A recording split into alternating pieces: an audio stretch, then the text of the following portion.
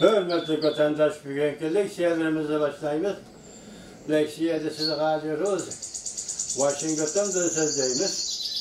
Bugünkü İslah 2019 yıl 3. ayı 23 haftaki şembe.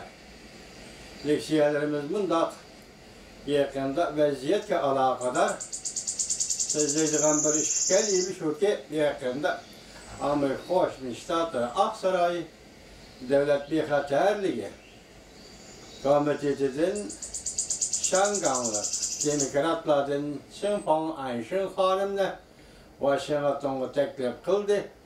Bu ayol bilen Amerika Birleşik Ştatları'nın muavin prezidenti Mike Pence efendi görüşüdü. Onun için ki yani bir vaziyet mesela kendisiyle görüştük. Avrupa İttifakı'nın vekilleri Şincan'ı tekşirmek için Müstemlik Uyguristan'ı tekşirmek ziyareti varmak dedik. Hem de bir gün Amerika Birleşik Ştatları'da tesis kılınan New York şehirdeki Halkara Gözetkiş Teşkilatı Fransa Prezidenti Macron'a xat yazıp Xi Jinping ile görüşkende Şincan'daki meseleler, başka meseleleri tül gelip Eydekçilik kılıç doğrusu da bayanat yakı xat yazdı Fransa Prezidenti Macron'a vaziyetini şu. Hem de mavzunu, söylediğim mavzularımız, hem de sade sohbetimizin etkanda 4. ayının ahırda Prezident Trump bilen Reis Xi Jinping uçuruşluğun buldu. Ornaya kayarkellik eten haberi yok. O bugün sözlerimizle münasebetlik mesela Amerika Cumhuriyeti oturusundaki sade sohbetlik münasebetlik siyerlerine alakadar bir vaziyet. Yukarı vaziyetli münasebetlik liksiyerlerine ende başlayımız. Mavzumunda vatandaş. Avrupa İttifakı'nın Cumhuriyeti qaratqan pozisiyası qattiqlashishga başladı. Xi Jinping'in İtalya'yı ziyaret kılışın bu qattiqlığı özgertilmeydi. Bu qattiqlashishni özgertilmeydi. Mavzuda haber 3. ayının 21. günü Amerika avazdan Xitay tel programması e'lon qilindi. Haber bundak başladı.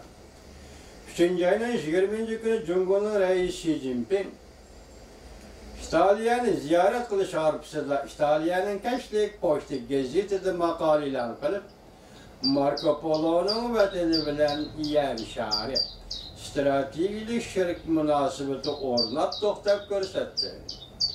Bundan biron Cumhuriyet Reis Xi Jinping İtalya'yı ziyaret kılış mezgilida Cumhuriyet bir yol bir belbog tashabbusi bo'yicha İtalya bilen tushuncha eslatmasi imzolaydi degan.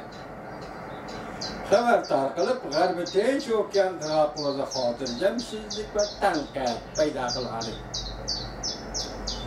Gerçi bundan biron Avrupa İttifaqı a'zo bo'lish davlat Cumhuriyet bilan bir yo'l bir belbog eslatmasi imzolagan bo'lsa-mu, lekin İtalya bilan bundaq eslatma imzolash Cumhuriyet için aytganda simbolik ma'no berib, Avrupa İttifaqı'nın ve Amerika'nın narazılığını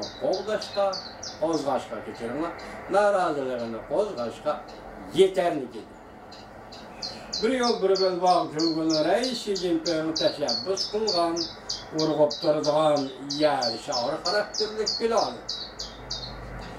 Cumhuriyet devlet kapital selish, bu devlet kapital selish orqali portlarni, taş yollarni, temir yol, tarafı yatqizilish yo'llarini qisqasi asosiy qurilish asarlari bilan shug'ullanib, savdo tijoratini va ta'sirini butun dunyoga kengaytmoqchi bo'ldi. İtalya 7 sanoat davlatiga a'zo davlat bo'lish dedi. Bir yo'l bir belbog planiga imzo qo'ygan bir davlat bo'lib qaraladi. Xi Jinping yuqori gazetda maqola e'lon qilib, İtalya xalqiga mundaq dedi. Cumhuriyet İtalya bilan bir yo'l bir belbog planini birlikda qurishga tayyorlanib bo'ldi.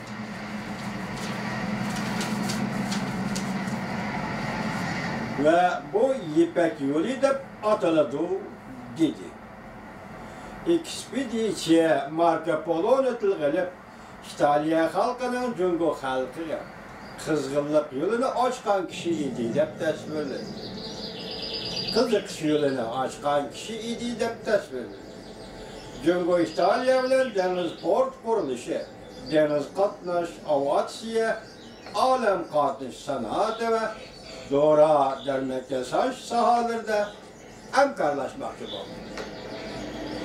Xi Jinping İtalya Marrakeş, Fransa Katarlık devletlerini ziyaret kılış paytida Amerika Cungo iki devlet Cungo'nun uzundan beri iqtisodiy ticaret kılıklarından başlangan talaş tartışlar doğrusunda söhbetini davamlaştırıp atattı.